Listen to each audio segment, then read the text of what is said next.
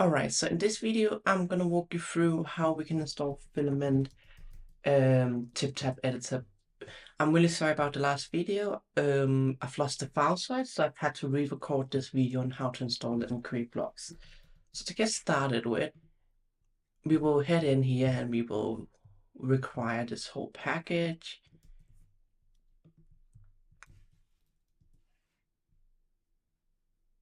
So basically I've already had this installed, but just showing you how we go through this. Then and some of these things I won't type out because I've already done it in the project, but if you take a look here with me, you can go to the composer.json file, and the only thing we need to require, as you can see, is the TipTap editor here. Perfect. All right. So what else do we need to do? So basically we need to follow the Filament Docs theme page. And to do that, you want to create a theme. I've already done that. And when you create the theme, it will basically create a folder inside your resources CSS called Filament Admin Theme. And in here, as you can see, we have in the TipTap Editor, we have the requirement to import the vendor files. So we import the vendor file into here. Perfect. Then obviously also on top of that, you want to go into the the post CSS. You want to import this nesting bit here. After that, you also want to make sure that inside your Tailwind file we have this vendor thing here for the TipTap editor. Again, you just add it in like this. That's all good. Then we run npm run build.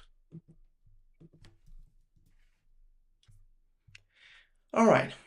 So basically that will now allow you to go in like we have done here and go into post and create a new post, for example, and use the TipTap editor. All right, perfect. So now that's done, let's head into the app service provider. In here, you can see we are registering the blocks.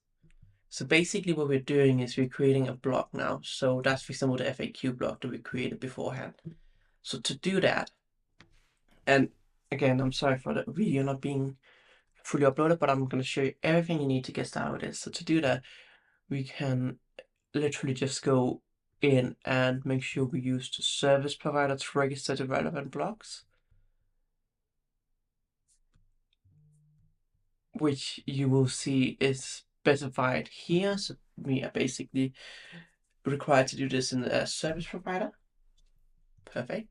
All right, and then we can create a block. So what I've done is I've essentially headed into my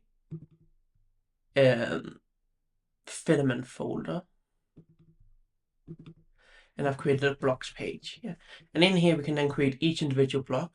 And in this case, we can specify what formats would come in with it. So, for example, if we were going to head and add a block called FAQs block, you can see we then have a repeater here where we can then add multiple ones. Perfect.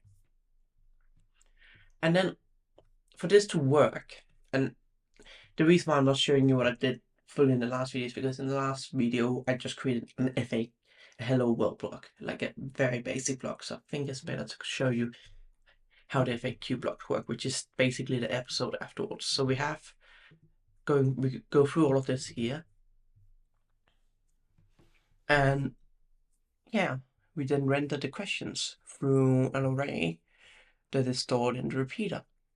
So basically what you need to do to get this installed is to make sure you import these things into the theme, and in this case into tailwind.config.js, and then run build.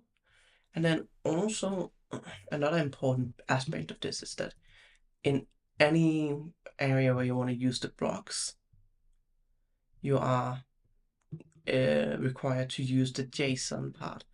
So as you can see, we need to output this into JSON, and